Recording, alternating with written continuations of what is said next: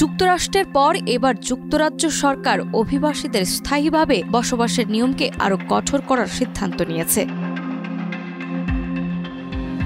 নতুন নিয়মে শুধু টানা ৫ বছর বসবাসই যথেষ্ট হবে না, বরং যেকোনো অভিবাসীর আবেদনের সঙ্গে যুক্ত থাকতে হবে তার প্রমাণ যে সে ব্রিটিশ সরকারের সমাজের জন্য কতটা মূল্যবান।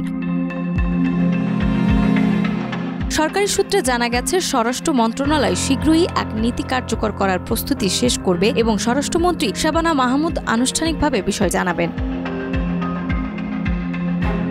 নতুন নিয়ম অনুযায়ী আবেদনকারীর ইংরেজি ভাষার দক্ষতা একটি গুরুত্বপূর্ণ মানদণ্ড। এছাড়া স্থানীয় কমিউনিটিতে সমাজসেবা বা স্বেচ্ছাসেবীর কাজে সক্রিয়তার উপস্থিতিও বিবেচনা করা হবে। যারা এই দুই মানদণ্ডে উন্নীত হবেন তাদেরই স্থায়ীভাবে বসবাসের অনুমোদন দেওয়া হবে। অন্যথায় দীর্ঘ সময় ধরে বসবাস করলেও আবেদন বাতিল হওয়ার ঝুঁকি থাকবে। অনিয়ন্ত্রিত অভিবাসন দীর্ঘদিন ধরে ব্রিটেনের উত্তপ্ত ইস্যু। ২০০৯ সালে কনজারভেটিভ পার্টি এই সমস্যার সমাধানের প্রতিশ্রুতি দিয়েও কাঙ্ক্ষিত অগ্রগতি আনতে ব্যর্থ হয়েছিল।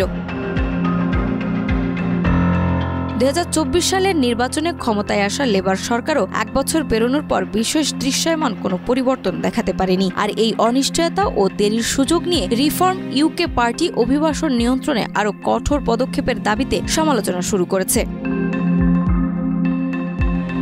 বিশ্লেষকরা মনে করছেন, নতুন নিয়মে যে অভিবাসীরা ব্রিটেনে টিকে থাকতে চাইবে তাদের এখন আরও প্রমাণ করতে হবে নিজেদের দক্ষতা, সমাজসেবায় অবদান এবং ব্রিটিশ সমাজে গ্রহণযোগ্যতা। অর্থাৎ ব্রিটেনে স্থায়ীভাবে বসবাসের স্বপ্ন এখন সহজ নয়, বরং একটি কঠিন পরীক্ষা।